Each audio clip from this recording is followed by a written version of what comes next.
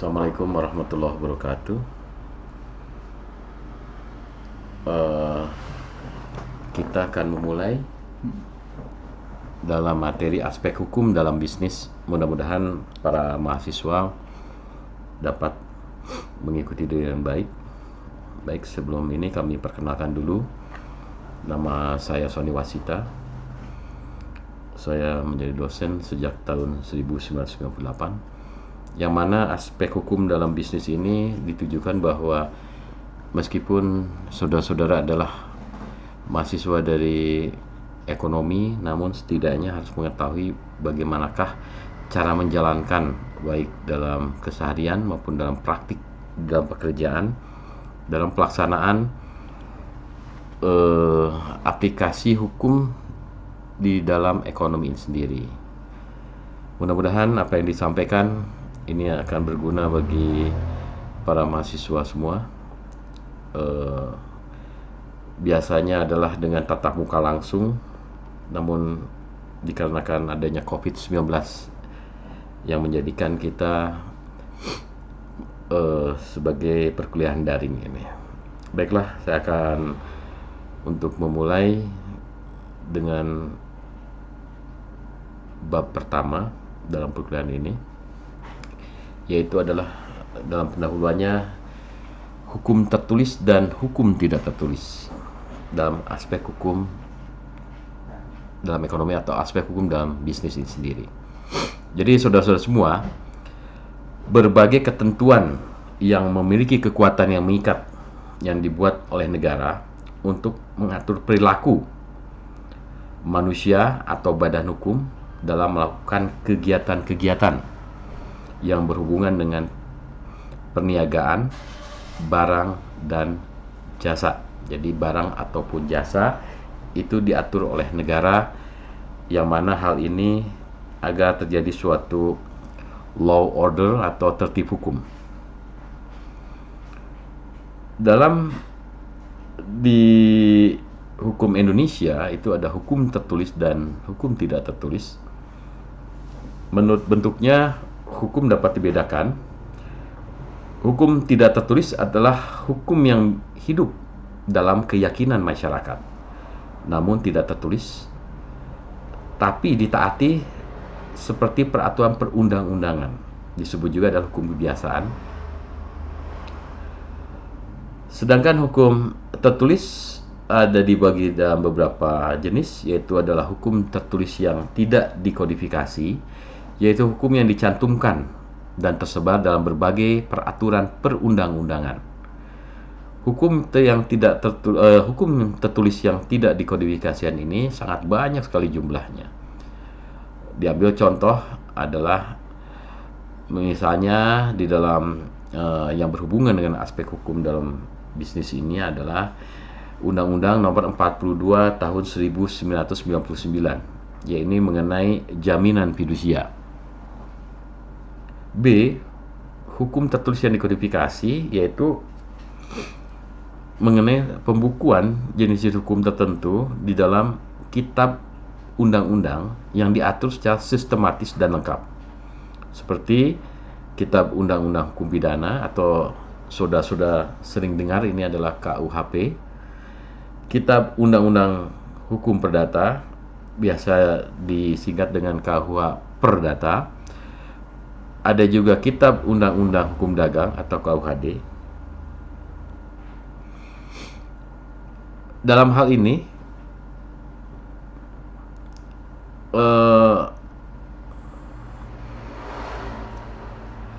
ada tata urutan peraturan perundang-undangan, yaitu diatur di dalam Undang-Undang Nomor 12 Tahun 2011 tentang pembentukan peraturan perundang-undangan. Ini menurut pasal 7 ayat 1, yang tertinggi peraturan perundang-undangan kita adalah Undang-Undang Dasar 1945. Ketetapan MPR atau biasa didengar dengan disingkat dengan TAP MPR, undang-undang atau Perpu, peraturan pengganti undang-undang, peraturan pengganti undang-undang, peraturan pemerintah, peraturan presiden, peraturan daerah provinsi, peraturan daerah kabupaten atau kota.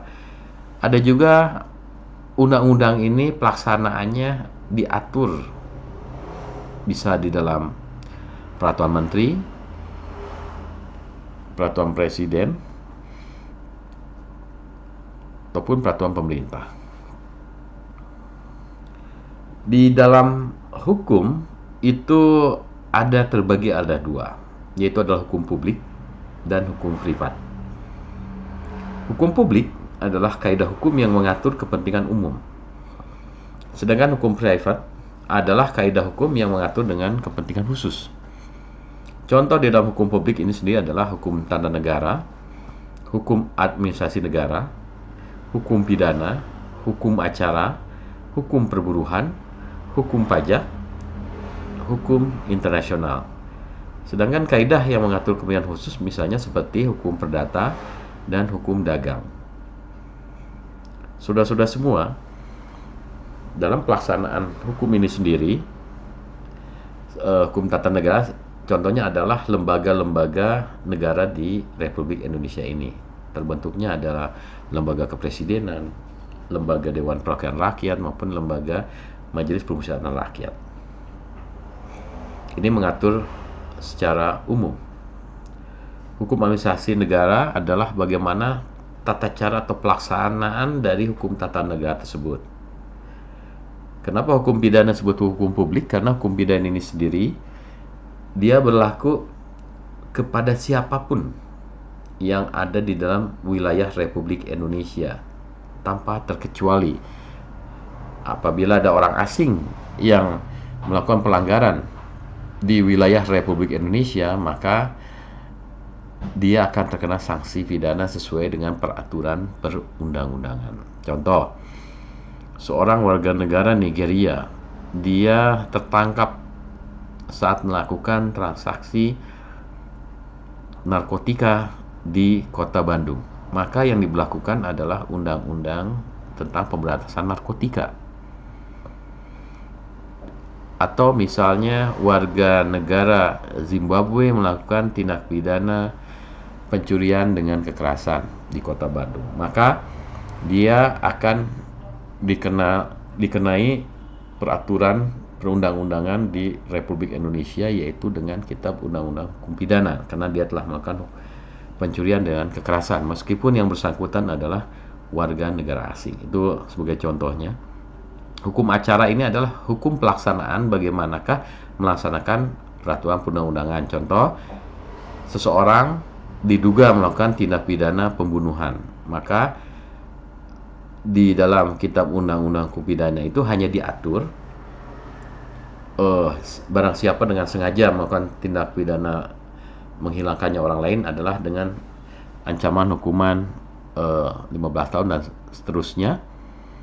Itu bagaimana tata cara pelaksanaannya itu ada diatur di dalam hukum acara. Bagaimana tata cara penangkapan, bagaimana tata cara penahanan, bagaimana tata cara persidangan dan lain sebagainya. Dan juga memuat hak-hak dari saat dia mulai ditangkap sebagai seorang tersangka, diajukan ke pengadilan menjadi seorang terdakwa, dan diputus oleh pengadilan diputus bersalah menjadi seorang terpidana. Itu adalah hukum acara pidana. Ada juga hukum acara perdata, yaitu pelaksanaan dari Kitab Undang-Undang Hukum Perdata. Misalnya ada seseorang merasa haknya diambil oleh orang lain, maka dia melakukan mengajukan gugatan ke pengadilan.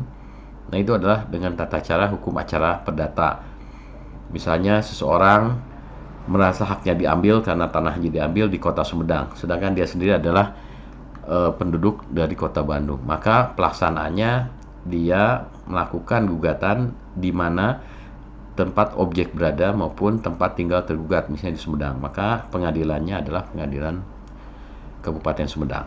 Nah, itu contoh seperti hukum acara. Di sini ada hukum perburuhan, mungkin sekarang adalah hukum tenaga kerja sebagaimana diatur dalam Undang-Undang 13 tahun 2003. Itu mengatur bagaimana hak dan kewajiban antara pengusaha dan pekerja. Jadi masing-masing adalah seimbang. Pengusaha harus memberikan hak pekerja apabila si pekerja sudah memenuhi semua kewajiban-kewajibannya berupa pemberian tunjangan, upah, dan lain sebagainya. Hukum pajak ini berlaku siapapun yang melakukan transaksi dengan atau di dalam wilayah Republik Indonesia dengan penduduk Indonesia dengan ini, tapi dia melakukan transaksi sehingga menimbulkan suatu keuntungan atau nilai ekonomi, maka dia akan wajib membayar pajak sebagaimana hukum yang diatur di dalam hukum Indonesia. Hukum internasional ini adalah berupa traktat atau perjanjian-perjanjian antar negara. Contoh misalnya perjanjian negara ASEAN mengenai jual beli di dalam wilayah Republik Indonesia yang mengharuskan atau membebaskan misalnya visa kunjungan ke negara ASEAN. Jadi para pengusaha dari Singapura ke Indonesia atau dari Indonesia ke Singapura tanpa melalui visa dalam melakukan kunjungan. Tapi dalam bekerja itu mungkin ada aturan-aturan lain yang mana mereka sendiri harus mempunyai visa bekerja untuk guna untuk pajak. Itu adalah sekelumit untuk contoh-contoh hukum publik. Sedangkan yang nanti dalam aspek hukum dalam bisnis ini adalah banyak mengenai hukum dagang maupun hukum perdata, yaitu hubungan hukum private, hubungan antara seseorang dengan seseorang lainnya. Jadi di dalam hal ini sendiri nanti kita banyak membahas di dalam aspek hukum dalam bisnis ini mengenai hukum perdata dan hukum dagang. Asas hukum ini perlu diketahui oleh saudara-saudara sebagai mahasiswa dalam aspek hukum dalam bisnis dalam Sekolah Tinggi Ilmu Ekonomi Bandung, Bisnis Bandung. Peraturan yang lebih tinggi mengesampingkan peraturan yang lebih rendah. Ini saudara mungkin sering dengar lex superior derogat legi inferi. Jadi artinya ada undang-undang yang mengatur, namun diatur juga di dalam peraturan daerah misalnya. Maka peraturan daerah ini derajatnya atau tingkatannya ini adalah lebih rendah daripada undang-undang secara peraturan perundang-undangan. Jadi artinya kalau ada peraturan daerah memuat aturan, namun hal tersebut diatur di dalam aturan di atasnya dalam misalnya peraturan perundang-undangan, maka si perda ini sendiri akan kalah, akan dikesampingkan oleh peraturan yang lebih tinggi, jadi oleh undang-undang, karena peraturan daerah itu di bawah undang-undang, jadi akan kalah. Misalnya peraturan daerah ini ada memuat bahwa setiap pengusaha harus mempekerjakan minimal 75% putra daerah, namun di undang-undang diatur bahwa kesempatan bekerja itu seluas-luasnya tanpa memandang dari mana misalnya, maka perda tersebut tidak boleh melebihi ketentuan peraturan perundang-undangan, kecuali diatur lain, misalnya bahwa dalam peraturan undang-undang lebih mengutamakan putra lokal atau daerah dalam kesempatan bekerja misalnya. Ada juga peraturan yang baru mengesampingkan peraturan terdahulu yang mengatur permasalahan yang sama, lex posterior derogat legi priori. Misalnya di dalam kitab undang-undang hukum pidana mengatur mengenai pemalsuan merek misalnya contohnya, namun ada peraturan khusus yaitu undang-undang hak merek, maka peraturan yang ada di dalam kitab undang-undang hukum pidana itu sudah tidak berlaku atau dikesampingkan oleh peraturan khusus mengenai sanksi pelanggaran tentang pidana atau pelanggaran mengenai hak merek tersebut. Jadi ini peraturan yang baru mengesampingkan peraturan yang terdahulu. Ada juga peraturan yang khusus mengesampingkan peraturan umum, lex specialis derogat legi generali. Misalnya ada suatu peraturan yang mengatur bahwa mengenai bangunan itu diatur di dalam suatu aturan undang-undang. Namun ada khusus mengenai peraturan undang-undang mengenai bangunan, yaitu undang-undang mengenai jasa konstruksi. Maka ada undang-undang yang mengatur mengenai bangunan dan sebagainya, akan kalah oleh peraturan khusus yang mengesampingkan peraturan umum.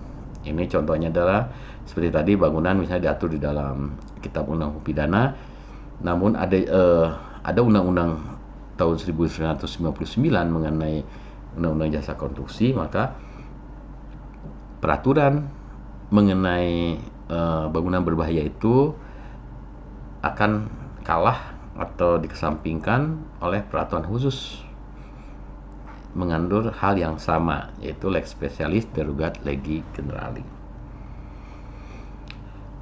Kita masuk saudara-saudara semua, sekarang adalah mengenai bab 2. Ini penting karena hal ini sendiri kita sebagai kehidupan keseharian, baik sebagai seorang pengusaha, seorang pekerja, maupun kita sebagai warga negara harus mengetahui hak dan kewajiban. Nah, ini harus mengetahui siapa sih yang menjadi subjek dan objek hukum dalam hal ini. Dalam hal ini sendiri kita akan membahas mengenai subjek. Subjek hukum ini sendiri adalah ada dua. Subjek hukum sebagai manusia, naturalistic person, ada juga badan hukum atau reh person. Orang di dalam bentuk badan hukum, ini kalau badan hukum sini adalah orang dalam bentuk hukum. Sedangkan tadi manusia, naturalistic person, itu manusia sebagai orang.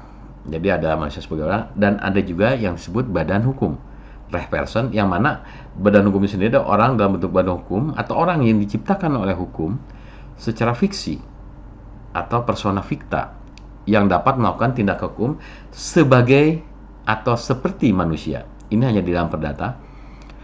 Dalam mungkin kalau manusia sudah paham saudara-saudara semua ya, tapi ini kita bahas juga mengenai badan hukum. Sekali lagi, badan hukum itu orang yang diciptakan hukum secara fiksi yang dapat melakukan tindakan hukum seperti manusia. Namun ini dalam ini khususnya adalah mengenai hukum private-nya.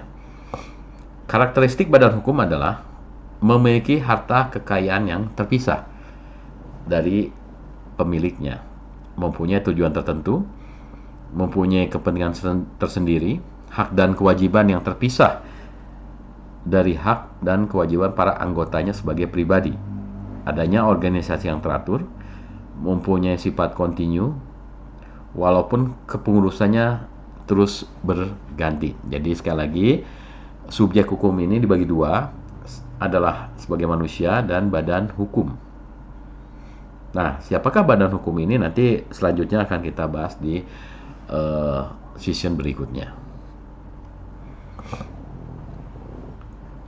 Di sini adalah sebagai objek hukum. Siapakah yang menjadi objek hukum?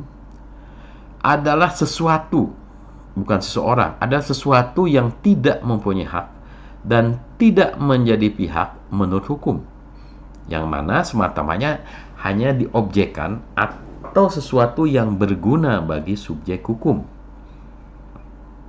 Oke, sekali lagi, sesuatu yang tidak mempunyai hak dan tidak menjadi pihak menurut hukum, hanya semata-mata diobjekkan atau berguna bagi subjek hukum.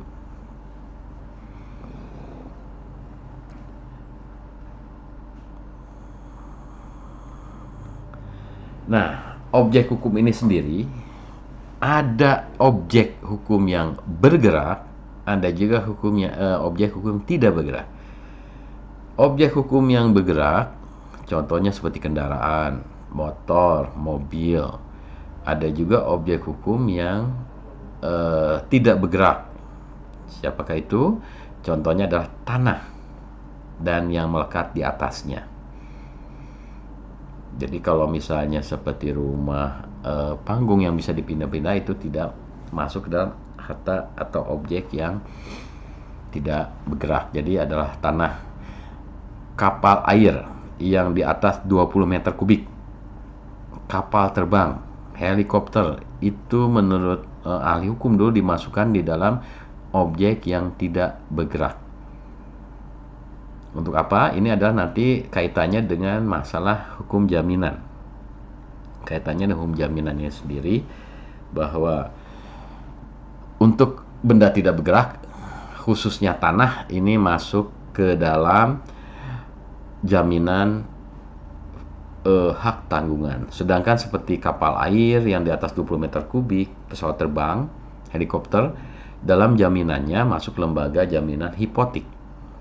Ini nanti akan dibahas ke session berikutnya. Tapi sekali lagi, objek hukum ini sendiri adalah benda, suatu benda yang bergerak dan tidak bergerak. Kalau bergerak tadi jelas ya, seperti baju, motor, mobil, dan lain sebagainya. Sedangkan seperti benda tidak bergerak tadi adalah tanah dan yang tertancap di atasnya, mesin-mesin yang ditanam di dalam pabrik. Berikutnya adalah tadi seperti kapal terbang, kapal air di atas 20 meter kubik, helikopter, dan lain sebagainya. Kereta api kan tidak bisa dipilih. Kenapa? Itu masuk benda yang di luar jaminan kebendaan seperti tadi, karena kebanyakan dimiliki oleh pemerintah. Jadi kalau jaminan seperti pesawat itu kan banyak juga orang yang meminjam uang dengan jaminan helikopter, pesawat itu dengan dilekatkan dengan hak hipotek. Bagaimana pengusaha sekarang, banyak juga sekarang pengusaha pesawat terbang itu dia tidak memiliki sendiri armadanya, tapi sebagian adalah menyewa dengan perjanjian leasing. Seperti itu contohnya. Benda bergerak sendiri ada yang berwujud maupun yang tidak berwujud. Tadi kalau berwujud jelas artinya kasat mata, terlihat oleh siapapun. Terlihat oleh siapapun. Kalau kasat mata, mobil, motor, dan lain sebagainya. Sedangkan seperti benda yang tidak berwujud, itu contohnya saudara-saudara mungkin sudah pernah mendengar seperti saham, obligasi, dan lain sebagainya, atau hak kekayaan intelektual itu masuk dalam objek benda yang tidak berwujud. Ini mengenai objek hukum, itu adalah merupakan bagian-bagian dari objek hukum. Untuk selanjutnya adalah mengenai wilayah. Jadi ini dalam hukum ini apa sih yang akan di wilayah-wilayah itu sendiri? Itu adalah wilayah nasional dan dibagi dengan wilayah internasional. Wilayah hukum nasional adalah hukum yang berlaku di dalam suatu wilayah negara tertentu. Hukum contohnya misalnya hukum yang berlaku di Malaysia belum tentu atau tidak dapat diberlakukan di dalam hukum Indonesia karena kita mempunyai kedaulatan tersendiri. Jadi hukum Malaysia itu hanya berlaku di wilayah hukum negaranya sendiri, termasuk seperti Indonesia hanya berlaku di wilayah hukum negara Republik Indonesia. Sedangkan hukum internasional adalah hukum yang berlaku dalam mengatur hubungan-hubungan yang berlangsung dengan melampaui batas-batas wilayah negara. Contohnya adalah perdagangan antara pengusaha Indonesia dengan pengusaha Singapura. Ini adalah hubungan hukum yang melampaui batas-batas wilayah dan berbeda mengenai peraturan masing-masing wilayah itu sendiri. Ini diatur oleh traktat atau perjanjian antar negara bagaimanakah para pengusaha-pengusaha antara Indonesia dengan Singapura dapat melakukan perjanjian-perjanjian bisnis. Ini diatur dengan kesepakatan antar negara bagaimanakah para warganya, para pebisnis itu dapat melakukan hubungan perdagangan internasional. Di dalam sifat dan kekuatan sanksinya, kaidah hukum yang memaksa yaitu kaidah hukum yang berisi ketentuan hukum yang dalam keadaan apapun pada kenyataannya tidak dapat dikesampingkan melalui perjanjian individu. Contohnya ini adalah pasal 338 Kitab Undang-Undang Hukum Pidana. Barang siapa yang menghilangkan nyawa orang lain karena pembunuhan biasa dihukum penjara selama-lamanya 15 tahun. Artinya, meskipun adanya perjanjian antara keluarga korban dengan keluarga pelaku bahwa sudahlah, bahwa ini adalah menjadi nasib, ini menjadi takdir, saya selaku keluarga pelaku memberikan sejumlah uang, memberikan semua yang diperlukan oleh keluarga korban, dan keluarga korban menerima bahwa ini adalah merupakan suatu musibah dan lain sebagainya. Namun di dalam peraturan perundang-undangan, yaitu mengenai pembunuhan, yaitu diatur dalam Kitab Undang-Undang Hukum Pidana sebagaimana diatur dalam pasal 338 KUH Pidana, ini tidak dapat dikesampingkan melalui perjanjian antar individu, misalnya antara keluarga korban dengan keluarga pelaku. Artinya, meskipun ada perjanjian, hukuman ini tetap harus dijatuhkan atau dijalani oleh si pelaku tersebut. Jadi tidak bisa dikesampingkan dengan perjanjian antar individu. Ini kalau kaidah hukum yang memaksa. Ada pula itu kaidah hukum yang mengatur. Ini sebagai kaidah hukum pelengkap.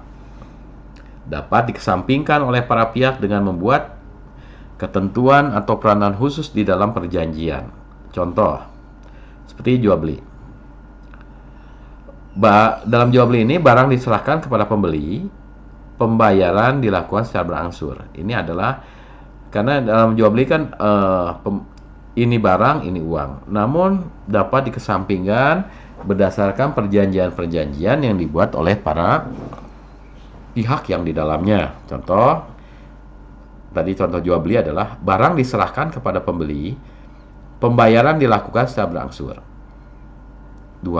Contoh yang berikutnya adalah pembayaran dilunasi seluruhnya oleh pembeli, tetapi barang tetap dikuasai dan dimanfaatkan oleh penjual.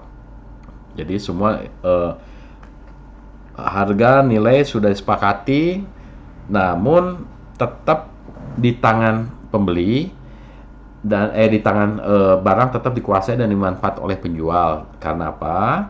Si pembeli ini kemungkinan masih di luar negeri contohnya, atau di luar kota, sementara dia belum datang ke tanah yang dibelinya, dia dapat dimanfaatkan tanah itu oleh si penjual itu sampai yang bersangkutan bisa atau yang bersangkutan sudah datang ke daerah tersebut. Ada pula pembayaran dilakukan secara bertahap. Setelah pembayaran tahap berakhir, barang baru akan diserahkan pada pembeli. Contohnya misalnya seseorang membeli emas di Pegadaian. Ini pembayarannya kalau secara bertahap. Setelah pembelian tahap terakhir, maka si emas tersebut akan diberikan atau diserahkan kepada si pembeli tersebut. Ini jadi banyak hal kalau di hukum perdata ini adalah kaidah hukum mengatur yang mempunyai kaidah pelengkap ya, seperti tadi jual beli. Jual beli ada biasanya kalau secara kebiasaan ini adalah pembayarannya atau uangnya, ini adalah benda atau uang barangnya. Jadi dalam hal ini dapat kesampingan berdasarkan kesepakatan-kesepakatan yang ada diatur di dalam perjanjian para pihak itu sendiri. Jadi dalam hal ini sendiri dari pembuka di dalam aspek hukum dalam bisnis sendiri. Tadi apakah itu hukum, bagaimanakah para pihak menjalankan, siapakah yang disebut subjek hukum, objek hukum, karena ini sangat penting pada saat saudara-saudara semua praktek ya. Mungkin sekarang dia sudah melakukan praktek itu sebagai seorang pengusaha, baik seorang pekerja maupun sebagai individu yang biasa dilakukan. Ini karena banyak juga saudara yang tidak sadari setiap hari saat kita bangun tidur, pergi keluar atau pergi kerja atau pergi kemanapun, keluar dari rumah, saudara sudah selalu berhubungan dengan namanya peraturan. Baik peraturan di dalam keluarga, yaitu peraturan yang kecil itu adalah di dalam keluarga. Misalnya seorang ayah, seorang ibu, seorang anak mempunyai hak dan kewajiban masing-masing yang tentunya berbeda sebagaimana sudah diterapkan oleh kebiasaan yang ada dalam suatu lingkup kecil sebuah keluarga. Itu pun adalah aturan yang tidak tertulis. Pada saat kita keluar bertemu dengan siapapun, kita harus tunduk dan taat terhadap peraturan perundang-undangan. Tidak boleh kita menyakiti siapapun, baik dalam ucapan, tindakan, dan lain sebagainya. Saat kita ke warung, sama, kita pun terhadap masuk ke dalam hubungan hukum bisnis antara pembeli dan penjual. Mohon maaf, ini saya agak kurang badan. Adanya jual beli, penjual dan pembeli melaksanakan hak dan kewajibannya masing-masing. Baik saudara-saudara semua, mungkin mudah-mudahan ini bisa dipahami ya, kalau membaca sedikit demi sedikit apa subjek, apa objek, apa hak dan kewajibannya. Nanti kita akan dilanjutkan ke dalam bab-bab berikutnya mengenai hal ini sendiri. Jadi mudah-mudahan ini, biasanya kalau kita ketemu tatap muka ini lebih jelas menjelaskan ini, tapi setidaknya saudara sudah harus mengetahui, meskipun saudara semua adalah sebagai mahasiswa ekonomi, namun setidaknya ini selalu bersentuhan dengan aspek-aspek yang ada di dalam bisnis ini sendiri, aspek hukum yang dalam bisnis sendiri. Karena ini sangat banyak sekali. Kalau misalnya saudara-saudara ada pertanyaan ataupun yang kurang jelas, ataupun yang biasa ada kendala di dalam kehidupan sehari-hari, baik saudara sebagai pengusaha, sebagai pekerja, sebagai individu yang selalu berurusan dengan, misalnya pernah berurusan atau sedang atau dalam proses jual beli atau lain sebagainya, silakan saudara nanti hubungi pada saya. Dan dalam hal ini sendiri, nanti tugasnya pengganti UTS ini adalah mengenai membuat makalah. Namun makalahnya ini sendiri tidak perlu tebal-tebal, cukup 2 halaman, namun harus dilengkapi dengan clipping koran. Clipping koran ini sendiri nanti saudara bahas, yaitu mengenai aspek hukum ya dalam bisnis, bukan aspek hukum di dalam hal lainnya. Jadi dalam bisnis ini misalnya perjanjian antar Bank Danamon dengan PT Garuda Indonesia, itu adalah perjanjian bisnis. Jadi perjanjian bisnis ini perjanjian anak pengusaha dengan pengusaha, atau perjanjian seseorang dengan seseorang lainnya. Itu adalah perjanjian bisnis, bukan mengenai aspek hukum dalam pidana. Jadi nanti tugasnya biasanya nanti dikumpulkan saat akan menjalankan ujian akhir nasional. Ujian akhir ya, ujian akhir semester. Jadi dalam hal ini sendiri, mudah-mudahan dalam pertemuan pertama ini saudara memahami sedikit demi sedikit, memahami sedikit demi sedikit dalam pengenalan aspek hukum dalam bisnis ini. Nuhun. Baiklah, nanti kalau misalnya ada pertanyaan-pertanyaan, nanti bisa disampaikan mungkin di dalam Google Classroom dan lain sebagainya. Demikian, nanti kita akan bertemu lagi dengan pertemuan berikutnya. Untuk pertemuan pertama ini membahas bab 1 dan bab 2. Mudah-mudahan dapat dipahami oleh saudara-saudara semua. Assalamualaikum warahmatullahi wabarakatuh.